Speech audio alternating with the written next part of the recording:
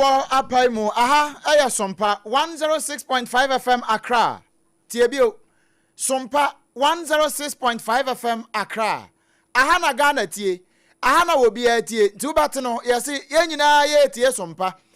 Yetena si eya hot bite bre na aso. Efri sabre ekosise no nsia bebo no. Na yede hot bite kase ne nto aso ede ama no. Fre obi no bi nso mfro bi nkanche obi nfro bi kanche obi say hot bite bre na aso. Ghana nkomo yede ba besom na we ne ya kase no a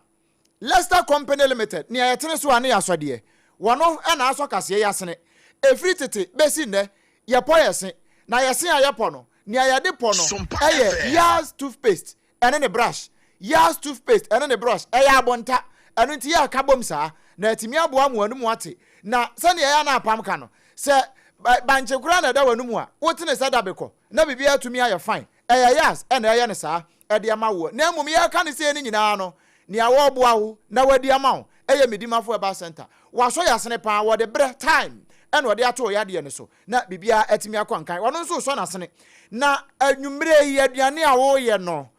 spices be na ode ye senye onga mesrew entwankoso tumirika kwape onga sisi a na fa be ye aduane no promasi do fo nso bo epia na emom ye hyetonye ade nyina awi a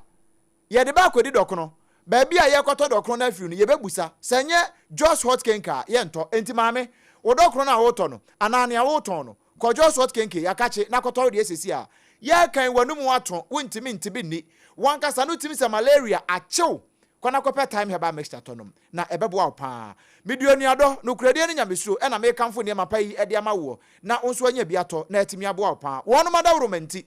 ena anwumere ye oba biti ya ye ba besomwo na ya bibia atimi akonkan na ya tena se ewo Sompa 106.5 FM so enkran ha ya no sabre ya okwa santimanta mu ahwa dabraka eno ya Sompa 93.1 FM ya headquarters no wa biem se eku ha ya wo bia etie bie asantimanta mu kumase kro no ano nso no ayiko 100.9 enso abiem ya omo wasafu anafo ho nyina no obia etie bi correct Adamfo pa radio ono obutu France Emmanuel Macron ne na ho pe wo mu nyina wo ho e ka sebon wo mu nyina etie bi correct pa afei Sompa 101.1 e watakwa Sompa 103.3 watakrade Sompa 106.1 watachiman Sompa 98.9 e wosunyane Sompa 90.7 e won Kranza Sompa 101.3 e wadoma yedru doma yensan yebegina doma hwa ene ye doma FM 100.7 wabiem fire service for na bobo na no hwana ene woni butuo afei Kingdom 106.1 FM e wo mankasim wono nso abiem bakana no ho nyina obi atie Kaneshi Urban Radio o won kran ha wono nso biem a dwomfo ma no any station wono obi a etie kase dede no koreto ampa se uko Facebook a eya no wa Sompa 106.5 FM Accra and afe YouTube no YouTube ni Sompa FM live afe www.sompaonline.com nso yebutu ho ya ensem bebre ya kruche kama ede akogu ho se uko Play Store any App Store ho nso a kona ko download Sompa online eya app utimi tie ya no pa wi anwumere uninterrupted bibia de na kwamu kama pa udi code ane so no eya Sompa FM ye ginam sa belaba eya no ahwe ya kira kwan ene asamo ya de bro no eche nkrei asa ka atete no capital letters nanso yebebubu mu kama aye ne mu eri hu amoato so na watimi ate ase yie mi ameji dwumade hu chia me de amawo no di ameje so eye Obrempong na kwaku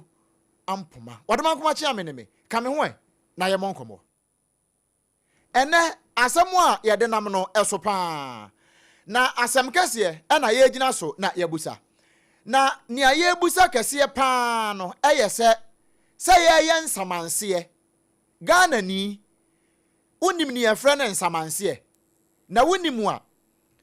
wo wadwen kire wa nsamanse ho ene sen will a ye o support so ye will ana wo support so ye will na mema wo inspiration na free akire ho ena no a yewura Charles Kwajofosu Ghana fo nyina bra wo madamfo wo toye no ehun nsem be ye bebre sa yo nipka boje melo ewo Ghana ha se ya na enya asem kuma na enrada ye wo wa na yete se nkrofo bi kokot na wono makwa akoye nhwemu bi enna me ne wo kase ya enkrata na babontene na ne yewo nie enkrata yen saka bie na in fact se me hwe letterhead ne so pa de a nanka anhwe ya na ye obatiwa multimedia na wamo letterhead eda so nanso nipa bi a wamo nyabotre na menko ni yepa we John Chambers ewon kran he ya ena wonom call Accra High Court se womo kwa akoye nhwehwemu bi na nhwehwemu a womo koye no womo peso womo hunu efa court no records mu de ko birth and death registry ede kwa akosi wonom womo wotumi wo wele ho ekwohwe se dada lumba Charles Kojefosu Ghana for adofo no aso woye nsamanse ana wa anye nsamanse na enkrata yen saka bie no ma menkenka bi nkyerɛw na maka no brofo na me dia dane mu abatwi na edi kan kura no wase say no mo hwɛ no mo pa nie please conduct a search in your registry at to ascertain as to the following. 1 wase hwehwɛ won krata mu ekwa kosi ba bia ye registry anankasa office wo no hwehwɛ ho na ma yan me edidi suwe whether or not the late Charles Kojefosu aka Daddy Lumba deposited a last will and testament in the registry of the High Court. Sir Charles Kojefosu dodo na anim se friend Daddy Lumba waya ne nsamanse ne atwa to okra no ya wode beto High Court no maboboa no ho ana eno ye baako na ehumuaye a wo mo de ma ye court no de ama nipa akoye sa hwehwemu no eye no record chese wo mo ninkrata bi efa Daddy Lumba Charles Kojefosu ne nsamanse ho hwe chese wanya hwe amfa nkoto court ho ene na chese ne to aso edi animu nyina no be ye hwebuada na tie was it if so what date was the last will and testament of Charles Kojefosu aka Daddy Lumba deposited at the registry of the High Court? No na wo say no record no enu nti ye mfa date bi amasanse ye ni record bi e kire se wababa ye ne wade ne nsamanse atwa to okra e ba court ha enu nti na chese asem ka bi ani ho. What is the name of the person who deposited ade no kra wan famba na abusa din a nipa wade wele ne koye no wele ne nkoye ayesa amoako na won goto funda kamera amoako ama funda kana ama sika no so ama yenya yiye no sana ade na akoye enu ti ne edidi de akire nyina wo san kura busa se lawyer ben na represent ye ade ne mu yamfa nko yenya lawyer obede beko eno ho asem no enu obusa se any further information or development on this matter eno so kura asem ye ni ho ade no etripo no kura ye moye esi den ne akwase akwasane enu nti efri tire edikosi ase ensem num ena nanka wone pe ne edi kan na bua nan no eka ho ni nyina asem ka bia ni akiri na we no wasi dated at John Chambers Accra 16th day of January 2026 enti ene 23rd keka ko achi kakra na kakra bi atwamu last week wa ba bia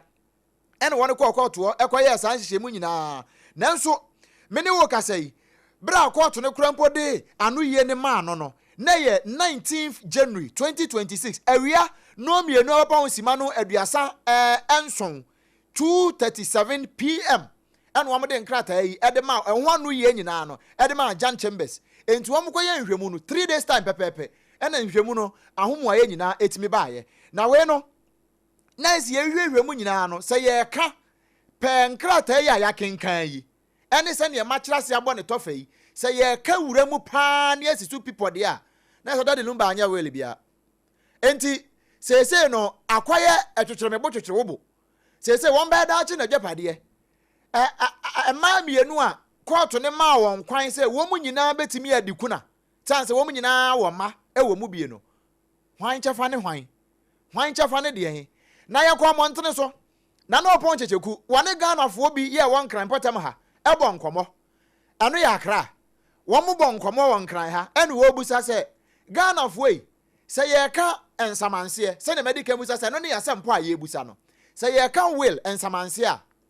mo chafa wo mu motiase sen me de adwena me kire ne se ehun be hia fi se wu a e wo se unja bibia ye de be kai wo na bibia ye hu a ye hu se we a ye be ka se o ye we se wu na wo ye ase Ronaldo si o pe 1000 goals or retire 1,000 goals na de be kai no hwi ni ho as a Messi say ono so World Cup na wa fa no retire eno a na de be kai no hwi ni ho nti hu hia say wo wiase a unyi na odu bebi a hu say wo sky wo so onye bibi nto na wu a ye de akai wo ndi hu hia pa wa nye dia ndi eche say wo wiase a obaye no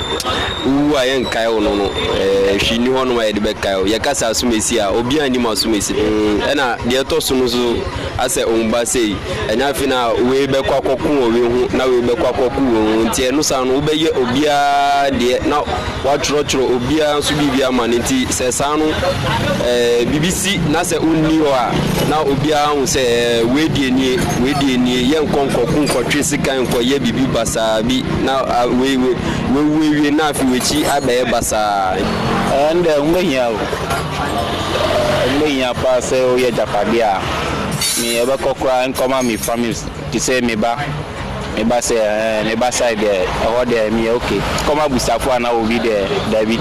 Mrs. Beboa o hia pa de mini akan na sanity ndi wo ne de chale ubewu a maybe o japade maybe o mba no mu ni me via japade na bibisa ne de at least ebusiafo be gine mu agigigi nyama ne de at least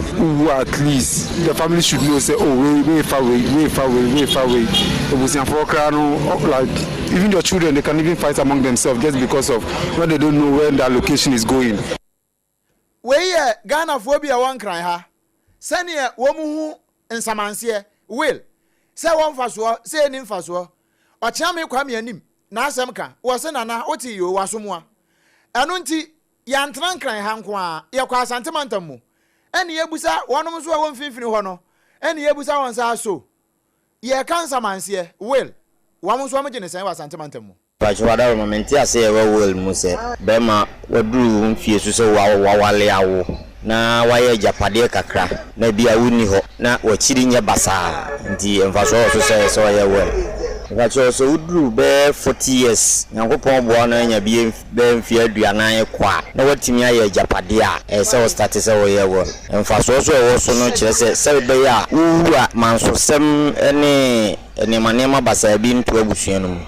bema na yese woye well ana oba so kwa tim ye well so wo japade se be ya obewu wowu achi no enkofa manso sem bia ama se bema ware oba e court na se omu ye japade buma bema ntimi nye well me se ana matin se mu mienu na maye mo japade oba ni discover bema discover bema nko ntimi nye well je se oba ni ka ho ko se ye mu mienu dia enti se wo bema no ko ware oba bi ana akwatwempena wo baabi na aka se mayevel na mede sa ampena no nso di ahyema enye correct we ye asantemantam so bo abedu efa mfimfini ho no ano na wone Ghana fo bi ebo nkomo no sene wo mu nso mu nsamanse efa eno no na asemi ho no ye pese ye kwa homa no so na menu mienu nyina na yesua de kakra de firi mu se ye kan nsamanse a Ghana mra no ka den fa ho ena bio se kwakwa mpoma mete hai na aja enche mebeye medjo pade nkaya na aka na aka ho no na se manya welia me madudu yi ya adopted children yi nyina aka ho yi won be da che medjo pade eno ya asem kese pa eno nti yakwa homa no so na ye ne lawyer Kwame Adofo or constitutional lawyer bamra na wabene pa private legal practitioner na ye ne no abo enkomo kanso otimenka Sompa 106.5 FM hot bite sunie majoe me pacho na ohuna mu tesen yo me pacho me ho ye pa na moto e Awurade adom yenso ye ho ye pa kanso wadawro ma o enumere ye pese ye suan de kakra ye pese ye hwese aso ensamanse we lankasankasa no se ye ka ewo mram emra ne ka dan important ene de fa wele ho ya mamenchia odio mamenchia chief of no hefo samanse odie idea emrada they will be offend the Wills Act. They will have to be a party of parliament. It cannot defend the will of the focusing. And focusing the defend someone still. Someone, let's see. No woman, none of the Casabo.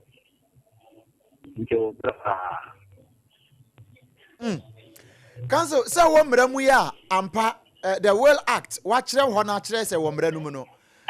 sign potin na yenu a yenim se wo mrem na wa kire en se wo mrem no de potin na will act na waka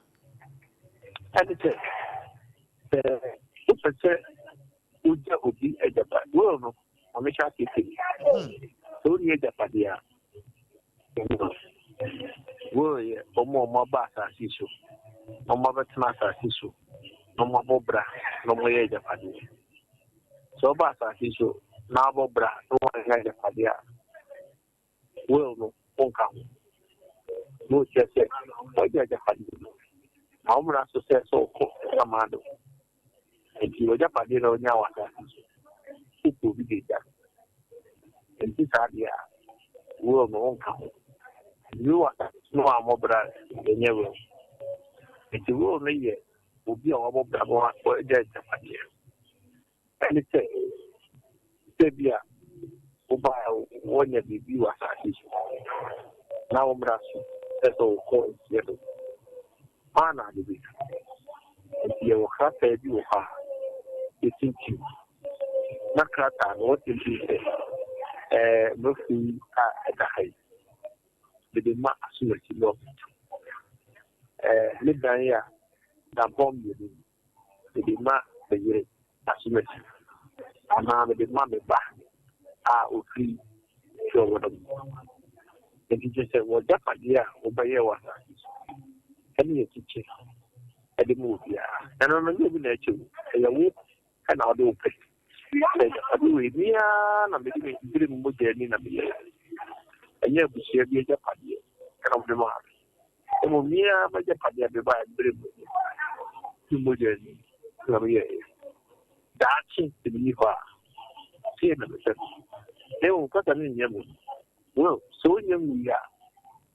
anya di ibo bi o ka so mo ko ya go lo se me e ko ye na me ku e wo ye wo ne na wu ya eje ma so asa wo na ye eti wo a wo ti enye no kweda so ye wo la na ti odu dari no bi a ye wo la be 2030 years so ngie ora so tia ni ya ne te wo no sa bo a me bi na wo je padi ni be di na bu sa kokra ni ba wo ni ba bu sa fotu ni be ja padi ma wo ni ma nyina de wo no na ekiti ni ho faso a wo mu no Council baby how dey afai de eye pa eso ani na asem ba ko a baby a waka de akosi ye bia kwakwampoma meti hai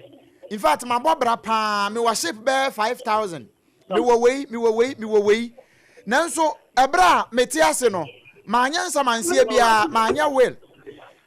crime ben na will act no ebetimi afa so abọ madwapade ho ban a me amanya will no me wuachi no madwapade a meja na kire nyina no abusua betimi ache ne yi na aban no ene mra betimi acha ebi kura mpo a na me wayire no mba miensa enan me maba 16 ni nyina so manya will anchecha ma obi anya ne de no kwan ben obi abetimi afa so anya ne de a emfa mentimi ho ase bia emma ewo mra mu a me wuachi na sem bia nsi akire se wa anya wula will act na yemra no and it doesn't apply so will act no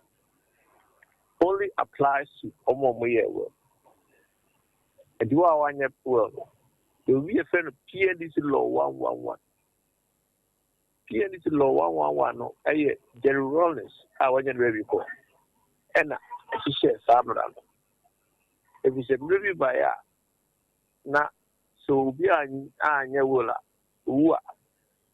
de bu sia fona pamo e yire de mano mo fa ja padi no ana mo dire hono so no ba ayu e mo na boni e tie se ye PNDC law 111 de be ya se obi na so wa anya wula e di eno ye formula ai de be chiche ama yire ene ma ene busia obi enya kakaka nemo no yo bi e fe matrimonial hope da ya ngodo yede no ma udem na ufimo sa da ne die omutu so yire na tiasia on the man to an answer. The Fadia Kadiache. If you will that, no, doesn't apply to more money. Rules Act don't apply to only those or more. Mimi way, Papa, Manya well. My Japadia pa. Mene me yire ene tie ena mijane hokwa no kra wade no eye bisi basa kakra asa wade no ye jai ase ye nyaye ena mekwatwe mpena nso wachire ne mpena no kra san kwa wade ekwo kakra e wachire ni nyina chi manya well na mi wachi no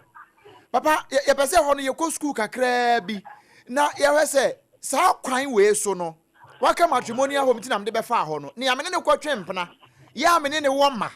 sa nipa kro no wobetimi anya chafa o madwapade no mu obi ndc lo 111 no mu ana enkwada no a ewo mu no wo mo nkwa na betimi anya bie na no kra no PNDC lo 111 no wo ye den fa ho apani udi kan ka so ye japade bebre so wo anya wo no so ye japade bebre a bebre beyira lize wa mo ano antro ka tante so a o wechi no ibi hwe ho fo no pra fo japade no bi it is well, shall for man what some would anymore. And that will go for mamma at Tremama or Mafa. If you are for the clear woo about it, and she will maybe oh, so you be. Because what I hear that you were to know. Obusha for who said that we never there. And she so I know let's woo. Here is low one on everything. Now can we say, but it might be action plan on me, I dear my mother. Here is law 111 and recognize it, and then music have become key and recognize it. Now there's a nyim prachientum. But a matu said, Tran or Chin, I will know, said you a yoba. What's him move a bioba? Would you cry, Dr. Mono to cry over? If you have a chim with the Padena, you do not know. I will hear.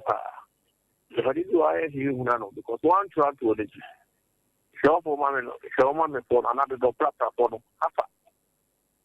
And why are you with the Padiano? There was even one on the chat, the former of the company. We didn't know only the one man, the true. I would say for mamma chess to be. That's me, do man or baby. Also, so baby.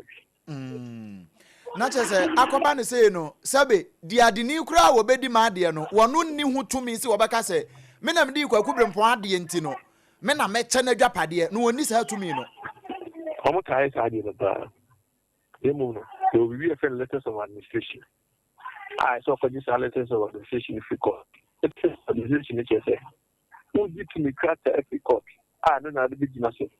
I think check the pandemic people if you yeah, na abusha for no so you kind of mon kokko to ba ko letters of administration no mo ado mo pe ache enye ne kwaso me kwano so so kokko na ko to the grata lefa e japade no sare baba ansana me no be wie no sesi ya na me producer ma me nkrata bia in fact o ku bubu ani akwa hwe nkrata na chi a ekwa akosi the late Daddy Lumba ne so kakra say John Chambers Accra 16th day of January 2026 wamo e de nkrata bi ko Accra High Court so wamo ko the following in review was say please conduct a search in your registry to ascertain as to the following okay whether or not the late Charles Kojofosu aka Daddy Lumba deposited a last will and testament in the registry of the High Court. Respond the High Court ne de ma ye ne say no record. Enti according to this letter paper ekitamiya in the High Court of Justice Probate and Administration Division Accra. Na just say ye gina we so a Charles Kojofosu wanya will. Ye de ono ne de bia ewie kra de aye emfato ho de ama ye ne yetiefo nyina ne yesua de afi mu no. Te say Charles Kojofosu ye nim say ne yire no ye mienu ya emra recognize wo court age atum say wo nyina timi ye kuna e ma ne ye yie wo mienu ntamo saa no lawyer just a PNDC law 111 on the betcha and Japadi ama won. Pepe lemu no. Eso se that is lumba no. No sa wa Japadi Kumasi susu. Enti possible say we are no e wo Kumasi. Enti nkran na mo ko check here no anya proof we are say wo. E bia na Kumasi mo ko check here. E bia no e wo. No check that so anya wo dia. At a PNDC law 11 and the betcha Japadi no. And I can they say a court I recognize man you know so me a year no. O me a year no the omu nyina wo chefa. And man no so nyina wo chefa o le Japadi. Okay.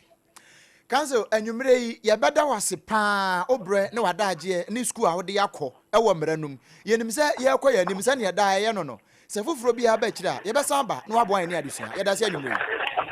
Damen kabo ye da se bebre abusua ni pen ne bon komo yi eye lawyer Kwame Adofo wono ba ne mra no a wo mo ne afro mu edi law no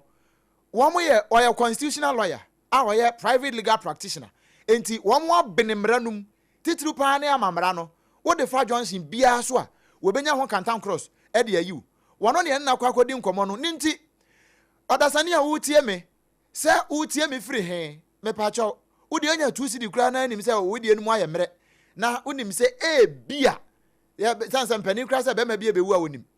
uhunu se be bia du no bia na abofo na efre wo a ntantam so anu aye wel se be ya da achi bi ojapade ni bi nyira e ma hwesoma mefo no wo mo nya fie wurafo by force na wabusuafo ne wo ma ne wo nananom no wo mo nye mobbo we ya futuo ye de aba wo nso to a enkwama ne so e wo ye Facebook page ne so Sompa 106.5 FM Accra Sompa 106.5 FM Accra na hwade ma mesisi a na obey e na me kanfo Leicester Company Limited one me yas toothpaste ne brush na won de aba no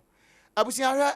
se yenya kokuduro de tena sesei na yetimi kasa esre e wo breko asem bie ne akira na ye de aseda Adema yas toothpaste ene ne brush no womo no ma brush yenya ama anwumre yi yatimi anya baabi atena na yatimi bi sansam no ewa akokuduro mu na bibia to bi ya fine yesede ewa akokuduro mu ya asam ka bia eni akire yas toothpaste ene ne brush no supermarket edwom table so baabia obedru bia no ebi enya na wo ho a obetimi anya bia to na mom sa wonso pedodo ne watu aton age number 6 a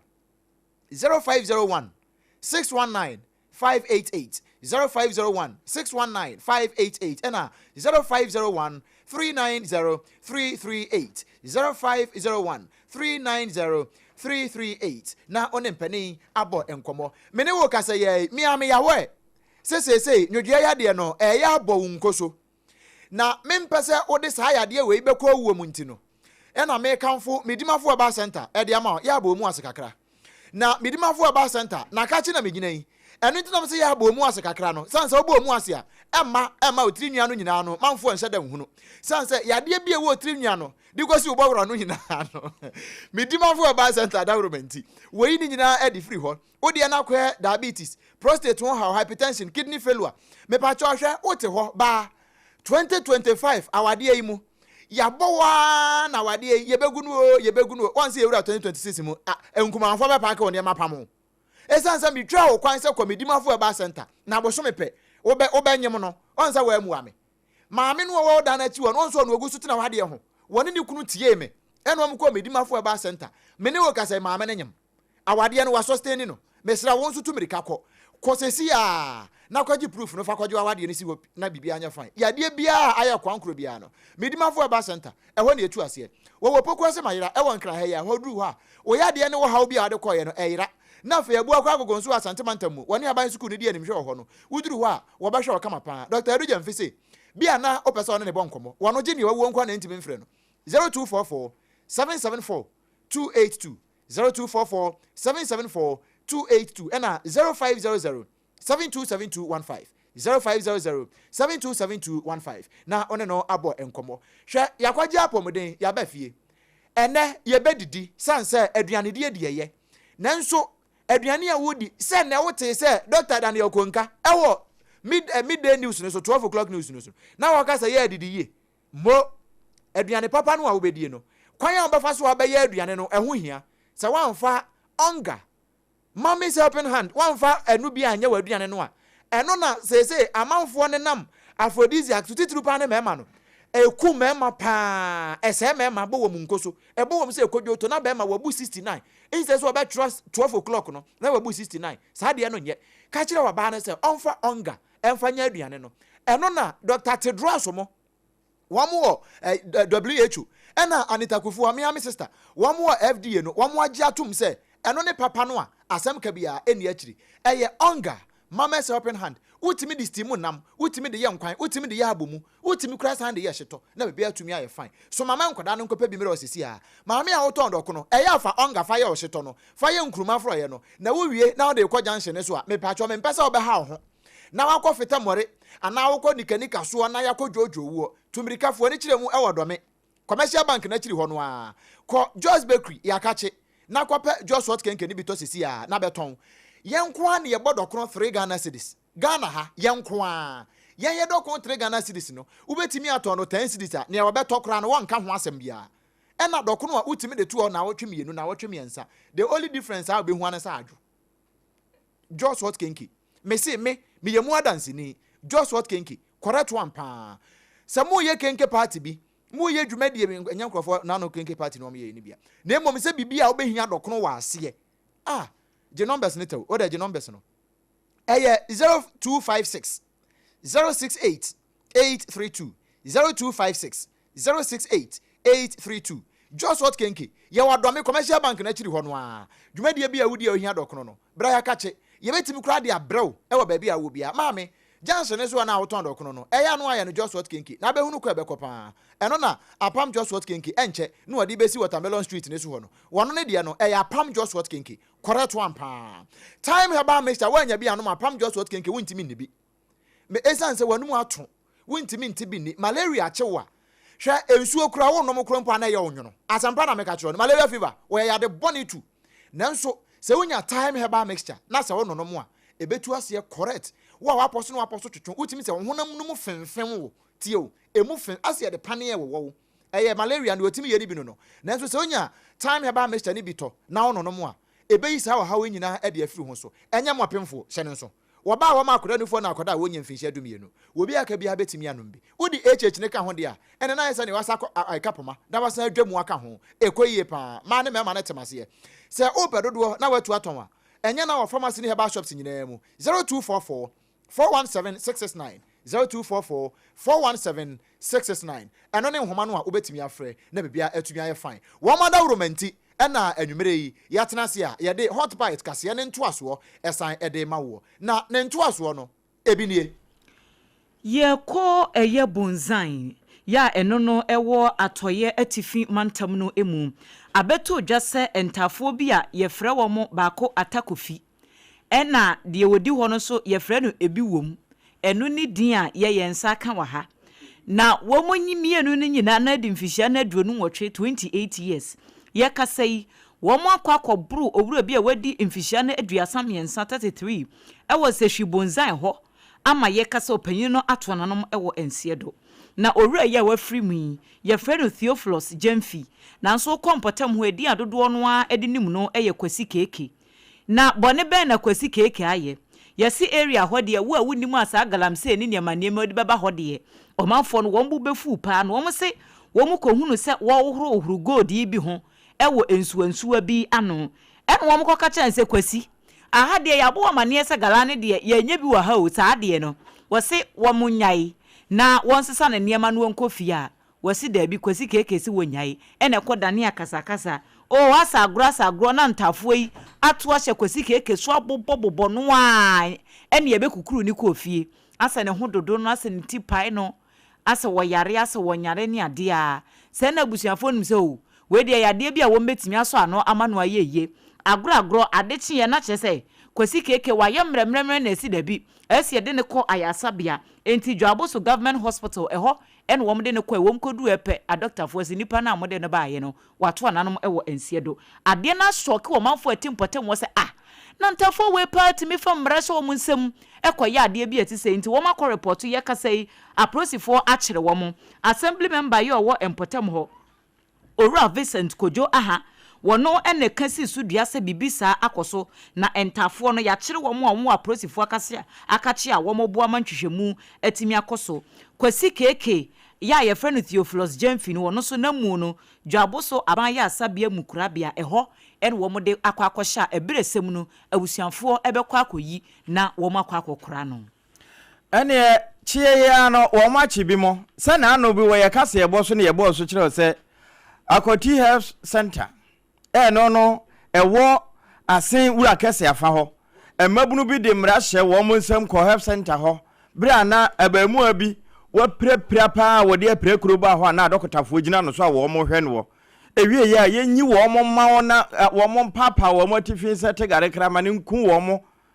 na ewie ya wo mante ase no wo mo di anesefo na dokotafo wo Akoti Health Center ho no mpabro ewie ma wo mo ka se empanimfo antwa ba hwea no saa hawi na wo mo ntimi anso mabunu na ebeye saa panchi a ene wo mo mpane o se ne wo mo presta wo mo den wo mo sesane nyina achechere wo parity mo apɛ baabi kura afa ntɛwi empanimfo nso atu anamon enam saa ya so ema posi sadom no de wo mfimfiri mantamu ya DCOP akweda wo ma no se posi sadom nipa be se do wo twinum ne yeti wo mo gumu wo ma kwa akofam soup wo mo sweepy papa nipa wo ha ena wo manya wo mpa achi aso wo ye mabunu saafo nyina wo mo kwa akobbo wo mo nkakra na fe wo hu wo mo a wo ho bomu na DCOP akwenya adaje ene yense ntro di nkomosi na na yɛ mpɛsɛ bɛtietie mo fa ho de so bebree because te ho sɛ nnura no ɛyɛ kɔfa mo no bi ahomakye bi ne di bi yɛ ɛnti na sɛ yɛgyina yɛ nan so ɛna yɛ screening ɔmo ɛnti no yɛyɛ first phase of the screening yɛnyɛ adi baako na mmienu bi ɛwɔ mu ɔno nso no afei na yɛba bɛtoto ɔma no yie yɛsɛ ɔmo nkɔ yɛmo sa they should be reporting ɛfi na kɔpɛ Monday by the time ɛbɛwie second phase no na yɛbɛ compare with the video footage ne yɛ investigations akra yɛ no yɛbɛhu nkurɔfo kora na ɔmo bo so far so good no nipa mensa court dada ania okotwe se ka twetwa obi no ono e de court aremande no pie ni so ono so okoto sha kwa no so mobile hye no ono so no omaremande no order yourselves ono so no obeba February sa papa na ono personal koye victim ye kodwudwa no na okwaja ya hwe no ye hwe video no chokote ne bandage e ko to sha kwa no so bi e de apaso e de wo no famwo ento ono so no say no victim stage abaye aggressor and access suspect ento no so ya tabri no hwew enti de wono apira a wo mo ho se wono de kura ye hwe no se wono abonefo sa ne boni tirimu chan hwe Daniel Ababio wo de ne bandage ne plaster ne ni hu kuro nyina okuta apaso e de kwa wo ye buabente sei sanka wo ye victim no wafiri ho aba ba ye suspect ne bi enti make say wo maso ne panchi ya nipa wo ha ne ka ho a posi pani se wo mo toto saafo no nyina no ehunu wo ma wo ho bomu na yamamra no ene wo madi na we ye prosifo wo mo chia na asenwura akase de no yamra nkran ha na prosifo asan ba chi bi wo nkran ha ya prosifo abomoden a nkran ha prosi command no won mo akwachi nipa miensa bi ya me ne wo kase yi won mo no eba no se ye ntwa sim card ni bi ne ye frɛ ne chip no won mo hye dem e wo sakomo no Ramsar site ho ene won mo akwa ene won mo twa manfo sim na wo ha na won mo de sim card no won mo di nyam bransam eno na ya na wo mo san de ye hwan London hwan bo se sister ni o London no mo san de sa de na o ye no eno ka ho na prosifo se wo mo intelligence led operation no a wo mo wo residential apartment no ena de wo mo ko ye na wo mo ko duru Ramsar site ho no ena wo mo ko chi abrantie bi a suspect no ba ko mdi kan che no first one pa no de tie din no na heba bio mu firi obeti timileyin fakunle ono kra akoda ketwa kra 30 years ena began adedeji wono so 31 wono so shapa olamide amemkura nyono olamide rohimot wono so anya mfinsia na dionu enwotwe 28 years na prosifo kire se womo nsaka womo no ene ensem card no bro ka atia honwi womo agibi papa ena electronic gadget na womo de yesa niema no he chese ena efu akura kamia se womo kura mu nse da ni sa niema ni bio ene womo ahwehwade ni din ena womo chi won sa na womo di kan chi won no suspect ne she da bo nipa mienu bi so womo no ya accomplice ya edi a on boy ya na eye Mike ena ekpalumi Mike eye nanko ena ekpalumi wono nso ye nanko wogina faako sa bere ya me no ka se womo atonkruma de agu womo na ase wotwe ebraminya womo adwane na womo gusu na mu no a no womo hunu se womo group leader no ye friend Tommy ya wono no uhwe ni pa na uhwe na nim ne se ne sia chi no anything in any kikashe munua. One will free China when a buyer no basso megalam say. What by say, what barber fraud. Sim boxing wabi, and what barber. One also many workers say, well, Johnny, and unti. One more can Eddie actually, one the National Communication Authority. I can't boom. Ya one more when you bet me a bia, no matter me abwa, Master Uncle Free, or matter me a swam of pench, you don't do a more edge number no cyber. And ran tell me and say from say Timmy Layin Fakunle 30 years began at the Deji and half a Olamide Rohimot. One more press for Akachia. Sakumono Ramsa site ho and I know Moshe. I will mudi say Yam Bransemno. Press for Guso air to 2 mano. Be a no mambo bidin. Na Empire and so more be a nimno in Finfina. Nyasana nene. Na so be a shepa. One more chiwam say Kim. One drum bed Nambrano. Marano no ambekwa shepa. Omampeni His Excellency John Dramani Mahama ena Ghana Armed Forces ejumekuo no abaso ewe dwumadie sunko a womo aye se wombetimi enam discipline ahodo eso ene professionalism na womo aboban ne tichupa ewo boko ene ne mpotemu wode nsem we nyina etudwa ene wabra na end of year West Africa social activity ya etwanity awa efre no wasa 2025 no ekoso ewo Bema camp enkran hanum sei na omampeni nkasa wadi tu jase Ghana hanam no asumdue wa ha ewom se wuyi imiaya hodo bi te se boko alavanyo enkonya nkwanta ena afi na ntonwa mentime ho ase kakra bi ewo hode nanso ne nyina no eyade sabambofo no wo moye adwuma ahye se de beya asumdue ebetimi eyineti na President John Dramani Mahama ne nkasa emu no en wode atu jase nanse mu ya boko nsensemi eba ye wo mo elonche dwumadie bi a ne efre no Operation Gongong ena afi Operation Maida Buri ne nyina bambofo kro ya ena gigina mu dendenden ti se ne asumdue atimi aba hode a esefata se yebo mabaso yenti. In this regard, I wish to commend the collective efforts of the armed forces under Operation Gongong and Operation Maida Buri in Boko and its environs. Peace and security are the bedrock of development, and your professional conduct during these operations has significantly contributed to the relative calm we are witnessing in these areas today. Your restraint, your discipline, and adherence to the highest standard of military professionalism deserve the nation's most profound admiration. Continue to work closely with the security services, traditional authorities, and local communities to secure lasting peace in Boko and throughout the other affected areas. Ene ya wuti sesie eye omampeni His Excellency John Dramani Mahama. Afe medu wura koto na defamation bia yewra randiabe watwa patfo abo kwambafo abronye ene PP chairman yo wobuno mantam no nya asamketoa owra randiabe doctor ya gitake fonim no wono ene chief executive officer wada Ghana Cocoa Board de friend Cocoa Board na penny watwa defamation suit pa ade ato kwamba fo abronye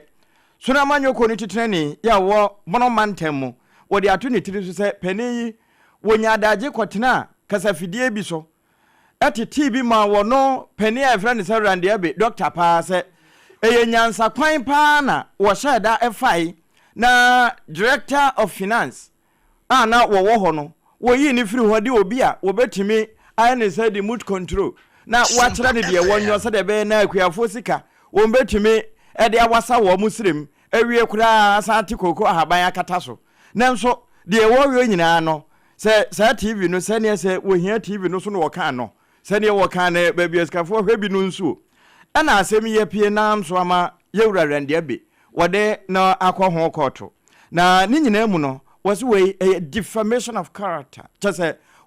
wapa ede ne nsafie keka na ntoma fitemu ne se honti wontena se ma yi no akuyabati style abra woni akuyabati nse yewura rande abe se we nyina no wo hwe ni mu se emra no betwe no de na gina koto ho na enu achi no wasan so akire no ade kropoten woso wo ye sabi emfa ho se wanowa untimi nnidi emfa ntresuo na se wo mo twetwe na ebo no asate bia emra no bedi no na se wo mo twetwe wie na de wo kan nyina sa na tie de a ene na ne ho so sabrobe na ne ho so sabroba sansemi yensaka bi nyina no digitalization ne ka ho eno na etima de ne kontem sa so afo ho sa nkomodie nyina so no eye ningo prampram ra se badwani yero Samuel na te George Samjata George no wo se Womo ba ye NDC ba ye a wo be ye minister yi. Na womo ya nneman kakra abusumi nsiantem 6 months pe biometric passport nia yade chip bi ahye mfimfini sa no chip embedded passport no womo atimi issue 100,000 empima oha and womo atimi issue in 6 months woma yadwuma na womo nsema mpa na ni nyina mu no kra no se wakoye your passport awie unya sika mfiri yande ema passport office emeje ye no sese ni nyina yetwam yetimi kra de ma kuriafo ebi no mo de abrɛ ene wo dokrochwa kra won be ba dokrochwa e de ama we nyina ya adwuma so a aban yi wo bɔ no homoden e wo ho pa enti antonyom emfa mfrɛ wo Sam George ne Sompa kase e bɔ nkomo no wo kan nsɛm sei. At Ghana Post, one of the big things that we are excited about is that we partnered with the Ministry of Foreign Affairs and dealt extensively with the issues of passports and Goro boys. Thankfully, in just under 6 months, Ghana Post was able to deliver over 100,000 biometric passports to their recipients for the Ministry of Foreign Affairs and Passport Office. And now the complaints of people saying that they had applied for passports, they weren't getting it, is a thing of the past. Simple synergy between the Ministry of Foreign Affairs and our Ministry of the Passport Office and the Ghana Post. And Ghana Post is doing this not just for the Passport Office, we're doing this for the Office of Registrar of Companies. Right now, all their documents are delivered by Ghana Post. In fact, even the verification of the addresses of applicants is now done by Ghana Post. And so Ghana Post is positioned to continue to do some great work as we go. We want to transform the post. In fact, we're looking to now move into the money business. We Samuel Nate George Ningo pram rasebe dwanino wono na den sɛ mo nyina to dwa bra no one Sompa kase e bɔ nkomo mo ne na ho na duru ho na afi ye nto aso enu nti wo kyerɛ sɛ kakra ye be koyanim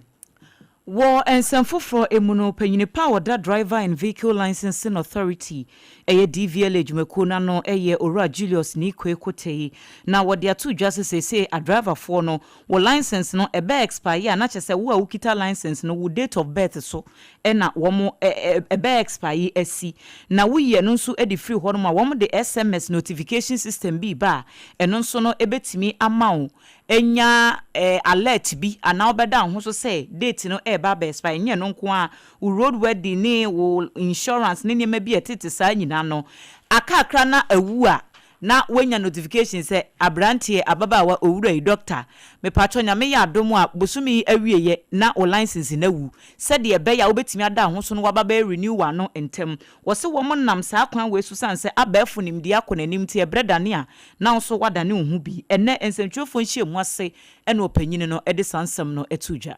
We also introduced the SMS notification, where now people are being informed on when their license expiration is due. Mind you, this year we are starting a project where license expiration will be conterminous to your date of birth. It will be conterminous to your date of birth. So your date of birth will be the day your license will be expiring. That is the new initiative we are bringing on board, and just the public should know about that. So we are about to roll ready to it. So when it's time for you to go renew your road ready, we'll give you SMS to inform you on the said date. And what she was saying edit to just say wabra womo ansana womo NDC for ebeba abemu anas won wankasa kra beba DVL boss no was say ye free bi DP stickers ya wom didi dwuma ewo ye ports ahodo no emu na was say oba ye no abro so a anka registration a womunya no bosumi bia no na de dose wo mu kra ye 1900 enso womo eba ye yade se apagya mu every 10,000 akwa 16,000 eno no registrations nko a monthly no assign registrations a womo ye wo Ghana port ho no nko a eno so sei eno ochire mu. Then we also introduced the DP stickers at the port. The DP stickers, before we got into office, some work was done. But there was no document as to why my former or my predecessor did not sign. And it will interest you to note that when we got into office, the highest that had been done with the number plate was 1,900 per month. The highest that had been done with the number plate per the available data to us was 1,900. But from August, when we started with the sticker only, at the port. The lowest we have done is 10,000 and the highest we have done is 16,000. That's in January. In December, we did 16,000 DP stickers at the port just for the month of December 2025. So it tells you where we've moved the number from and where. Ene ya yekotie sesie yi eye Owura Julius ni Kwekotei ono ena eye panyinipa woda DVLA ano amaneboyi opon chichiku ene de bai.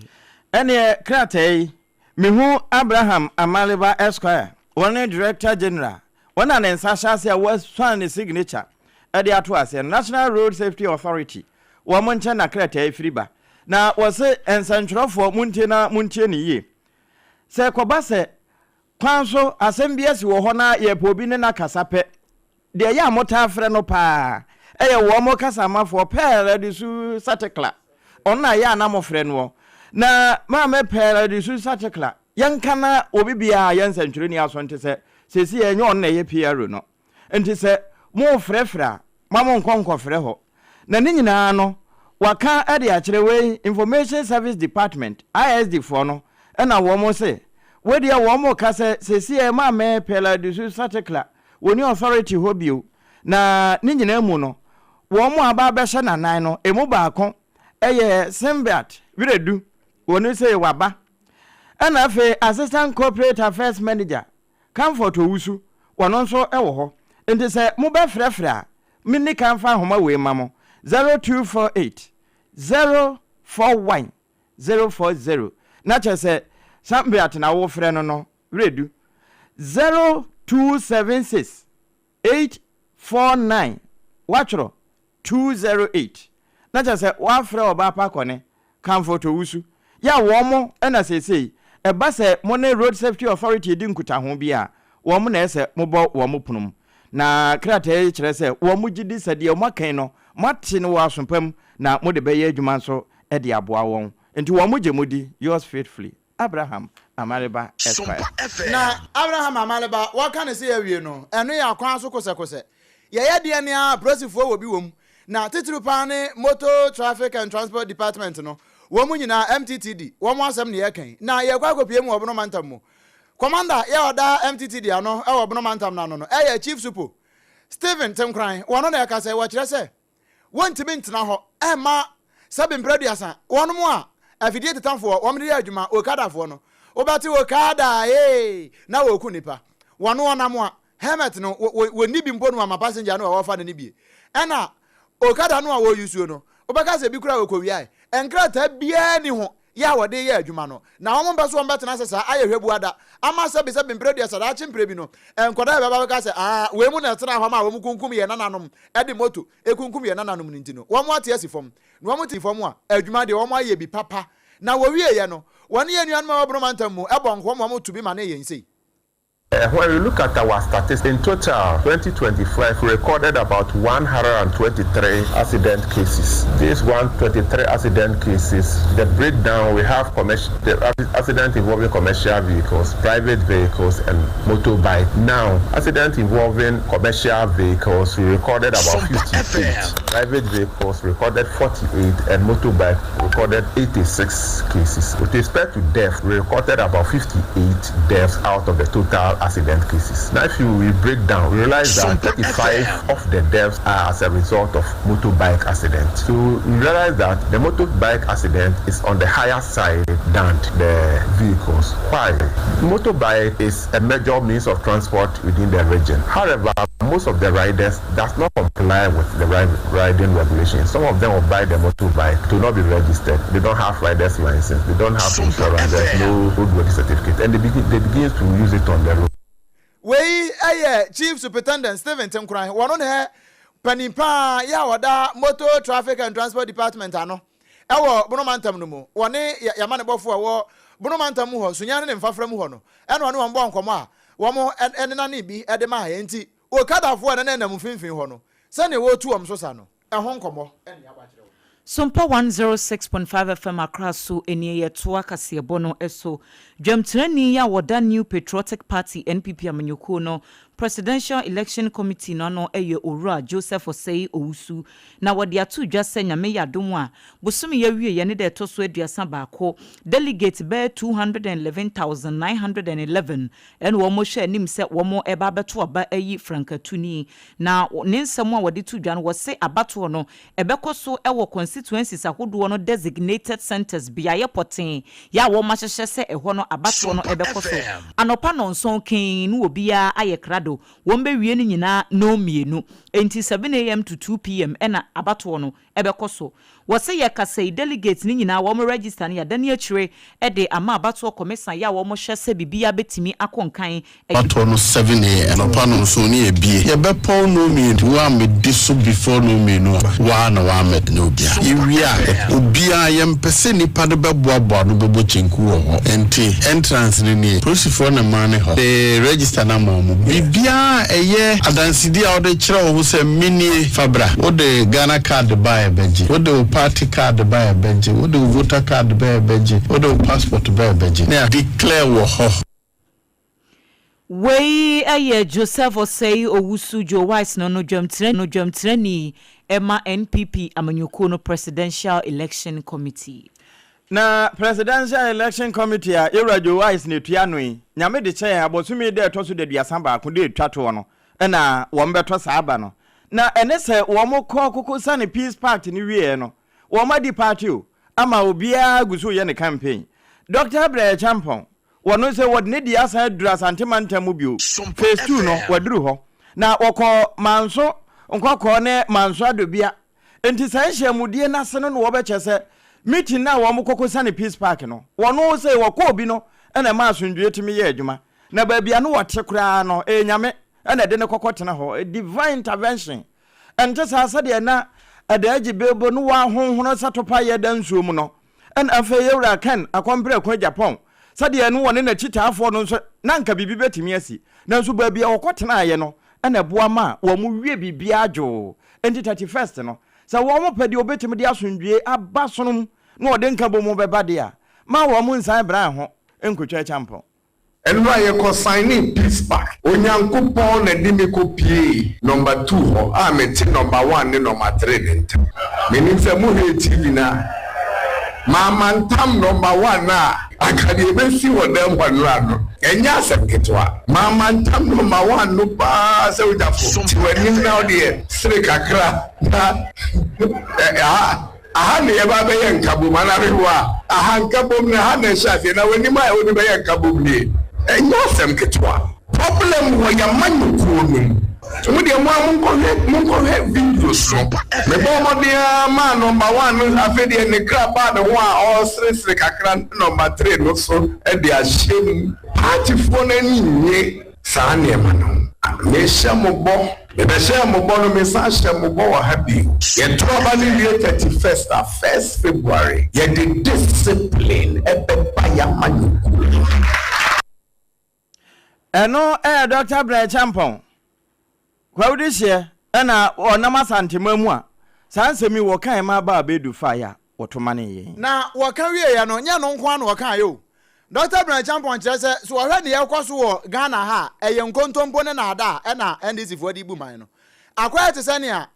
atiefo amfanchame ba wa ye makeup na makeup no wonimu ye na watete asra nanim saa na ba bia wanam no wono so kra bo se wa chim na no bi sei na ase da bi nyane sa wa chim na no sa na ni awde aka na no friends lip shine is a gloss was lip gloss no so the color see dia fam na wa de nam wanam woka so no ane chompiata ya wanam ho sa mensuo mu na store sa won finfi ho nyina ntutum ana so obi akra ani abre no mokofo kai no na nsuo ni bi nsuo no so beka si yesada hwie paint ni ade good so o se anu bi na ndisi fo aye yo amamuo no se ya wo mo se dollar ya ba fom ye di bro nya se dollar ni peja ni mu won se kakra wo kwosoro wo mo kwatam $10 billion every Bank of Ghana na de kwa yes adwuma no last year e na afa esika no wo mo kwafa wo mo nya bi nkose mu e na afa una amaami awu na ase wada ebedu anwumre no wo bi ala kwa na maami wa kwa kodidi na ya na wa kire Sauti amamu na si atunu se de engofo yi se de ma mo fancheme akwa yes oba wa Obrempong a wo mu ye ose watia titari na nim bebre saa nsuo toba ko na echi no nsuo ni mu a na nim na ye clear ara ye za de tie and this is from am on pause no nim bo cosmetics in kwa so dollar yakofa $10 billion every bank of Ghana every ababa share economy no na said if $10 billion no ade e mre kra nke kufu adu betimi aye ni so obefa $10 billion no de abeshare economy no na wo fa di shemu enea otina obekona $10 billion ebi ni ho into 2026 $10 billion no ebi na ho tina dollar na certain cost no ayo so IMF say hey kai we chiri amoni abanu no manu ko hobio ayo menka say mine mo da bi mitimu bi menka say mine ekoyi amepe no you engineer the private sector na mo de ka $10 billion yi anka mama mu ayi be say $1 billion Ghana cedis kra nanka apam just what kenke one fa mie na wanya ne kakra Watermelon Street no wa see signboard no manfo obedidi na mo je tax eto e de afiri apam ho won eto na kase o enketo o mo de mano kra wo betua san say ni nyina ye private sector no a nanso mo de makwatam $10 billion me ofa krom dollars ibi e na mo de akwura baabi mu wie ye na afi 2026 munya $10 billion ni biem no on say dollar ni peja ni mu eye pounds nko a Dr. Brian Champon na nu masem no yeda soa ejina amanyosem emu na ye free MPP ni akọ NDC National Democratic Congress amanyoko no opanyini kwanchirofo abedi eche ya oda elections any IT so eye Dr. Rashid Tanko computer na owura computer chiremu ese amanyoko NDC no womo nyanya strategy bia womo ede kwa akoyi presidential candidate bia sisia enti se obi kwotena ba bi no kase o NDC fo ne nam hoyi o womu nim de womo ye ne e wo ba no womu nim no ene ade no wo se bibia sa eni wo strategy bia sa eni ho ade kura ye mbie nominations enti e be den no makokase esumasi anase wo benti na ye bibisa wo se amanyoko no womo atena se ese wombema womo homre ebre esemu no committee ne bekwa akotena se no man hyehyɛ ya na mo bi a womba betu no official statement be free NDC for ho aba na Ghana fo ahunu de ekoso na se obi ebekwa akotena kasa fidie bi so aboni tirimu aka se esumesi ana obenten na eba ne de wose bibia sa enyansi. As a political party, we don't consider it as a strategy at all. It's not a strategy of the NDC. Don't forget, we have not done our primaries yet to determine who should be our candidate.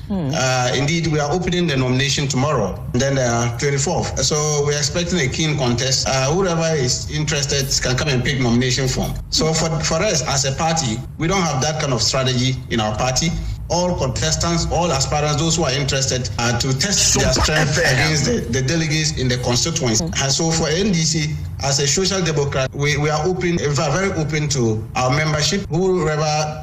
has that qualification to contest can come and pick nomination from tomorrow. I've heard a lot of interest. People have declared their interest. I know of Madam Hajia. I know of our High Commissioner to Nigeria, His Excellency Baba Jamal. I know Sir Zindo, Elijah Zindo. He contested the primary before.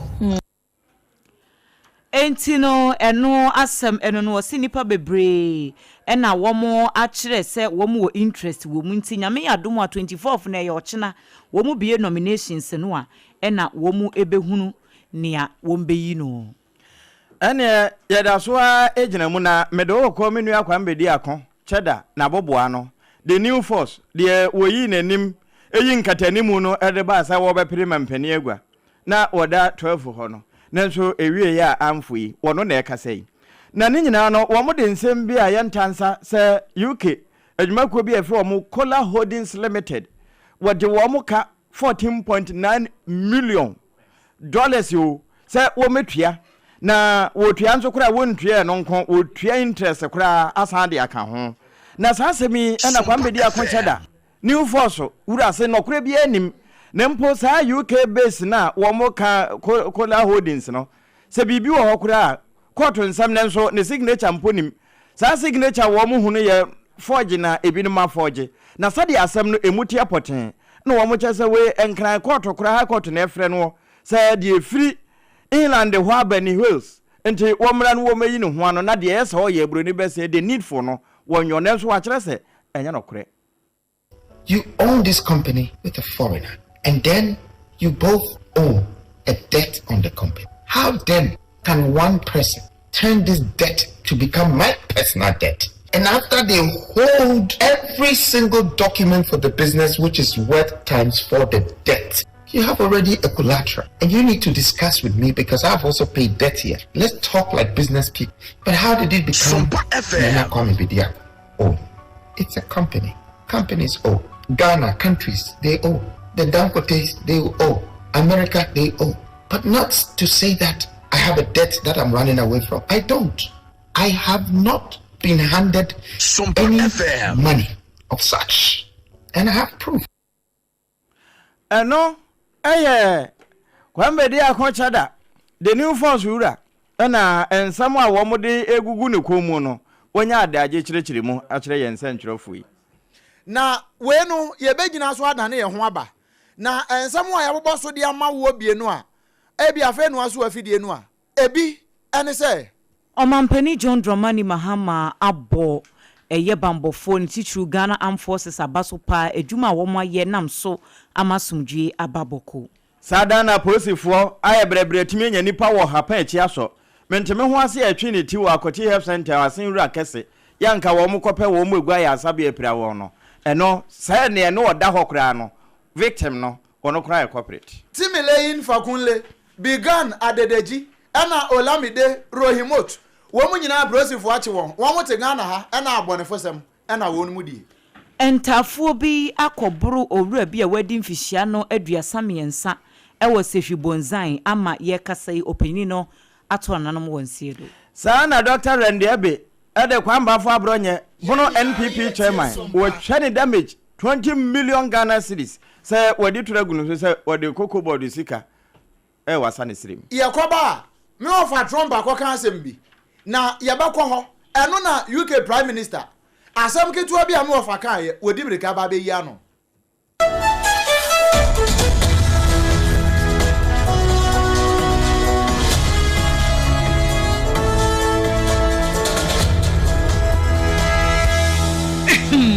Medo edrano pa wutimi to wo boase etwitwiwusi o ado na so ni se mede yas toothpaste ene the brush ene twitwi mesima menya homka senti na ye bokoyi na medie me all time favorite yas herbal toothpaste ene the brush aboa me amasesei menum so a enwunu anasa de ehia meselfimfem me biem na wonhwa se mesi aye fita sesrecha homa na eti brightens yas whitening toothpaste and then a brush and then we do chimney and then I was seeing a fee na yas total care gel toothpaste and then a brush ni dear a bow se ho ban demu ni nyina e ma wonu mu ye sham. Oh yes, and do yas herba yas whitening and yas total care gel toothpaste and then a brush abusian chamfa se wo pedudu tu e won kran ha for Leicester Ghana Limited and was 050-161-9588. Leicester Ghana Limited and the yas toothpaste mo ahodo and the brush abadwa so abeboy midimafo pokwase maira Accra midimafo pokwase maira Accra midimafo heba clinic aba Accra ani wontie passengers egumi kai mu e ho na dodo na ekro ene sa Accra ne potem yedemu ani yedemu ampa de se de edutwam Atlantic International University America memu abo Dr. Adujamfi babaso honorary degree as a professor in biology in herbal medicine it is said here ayaresano I am more. Oh, Mr. Minim wife, your copa war. 1 year, 1 city. You send the 2 months and 8 years cano. Miss me connection and shed down Koye, na a sakakra. To say what Peggy Mama or the Bem connection. What about the crowd?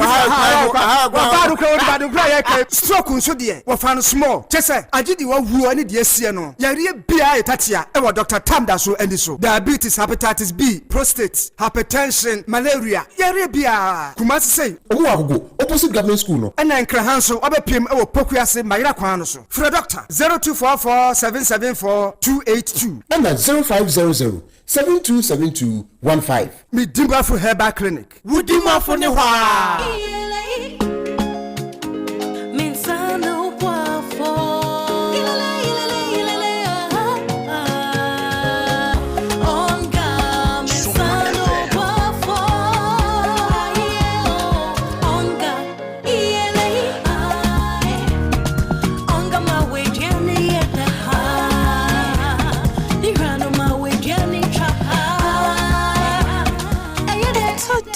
obiari hia emwasron kubia ebemani ni ani opepa aye de change onga mama sano boafo FDA agi edwadie yin krato ya so sano boafo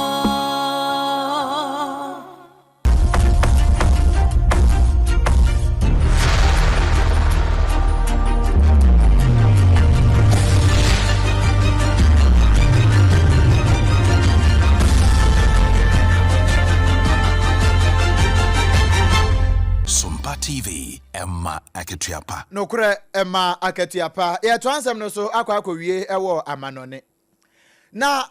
sa World Economic Forum ya wonom ya wo Switzerland ya mampani wo hobi. Me anu ofa wono so gina mu wo ho Donald Trump asem na mekan. Wono so wo ho pa na. Woni yenuanom a ewo Fox TV ho no wo America ho no amoto ye nkraba ha sei no. Ana woni ye ba ya ba ekodi nkon no so. Na no kura mpo na wo hwe and I know NATO for soldier for Afghanistan. Omuko ye nhwe ha wo man kwa ye adwuma bia nhwe ha enu omo asesa Afghanistan soldier for no magu front line enu omo tache no ye yodum na wo ka asem no amafo anhya dante yenko ya chini enti asem enu a wo de to dwa ne bi. We get along very well with NATO, I think, but I've always said, will they be there if we ever needed them? And that's really the ultimate test, and I'm not sure of that. I know that we would have been there or we would be there, but will they be there? And let's hope that that never happens. We've never needed them. We have never really asked anything of them. You know, they'll say they sent some troops to Afghanistan or this or that, and they did. They stayed a little back, a little off the front lines, but we've been very good to Europe and to many other countries. Yan yawe NATO for ye hia wom yan fo mo nya hwe enya de a Washington ye be hia NATO fo amom aba ho wo mo do mo ko Afghanistan yin so a wo mo ta kire ohinta dua kire enu wo mo ye nkrofo yodium na wo ka asem we pe ena UK mansoafo customer was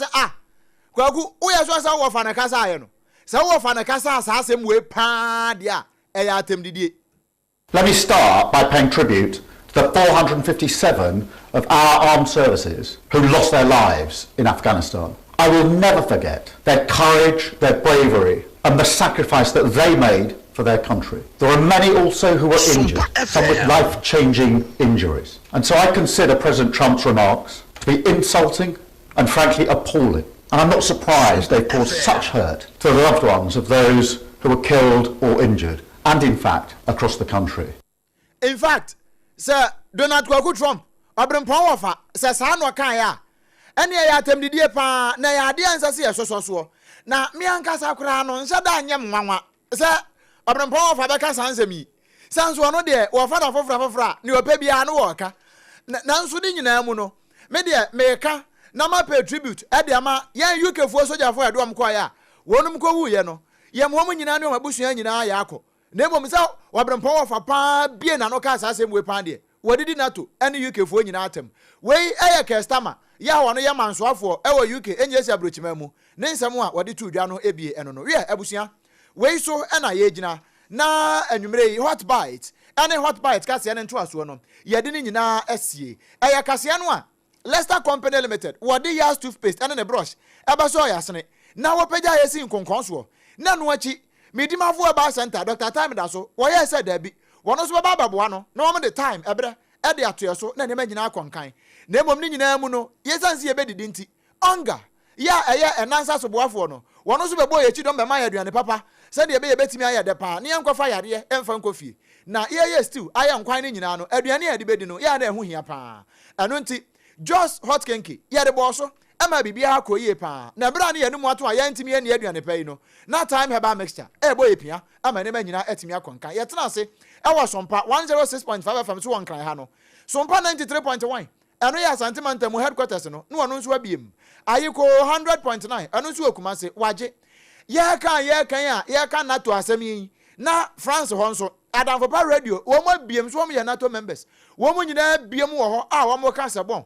afi Sompa 101.1 watakwa ya wo mo gine kama pa wo hina champion mo wo mo abiem correct afi Sompa 103.3 watakwa de anaji estate mfinfin ho no ano takra de efe kuma number 9 mfinfin ho wo mo nyina atie Afe Sompa 106.1 so of mami otutu ne oba pa na ne aka akire mu systematic press me brother Philip mo one more Philip no correct e wo tachi man ho Afe Sompa 98.9 Ajima Pambo mo abiem pa e wala ajibe kwa na bro san mu ha udu nkranza e Sompa 90.7 Sompa 101.3 e wo doma mani ma asase pa so one abiem correct doma ho na no na doma 100.7 FM doma FM one abiem correct pa fire service for na bobo no ho no a no mo so wo mutie bie Afe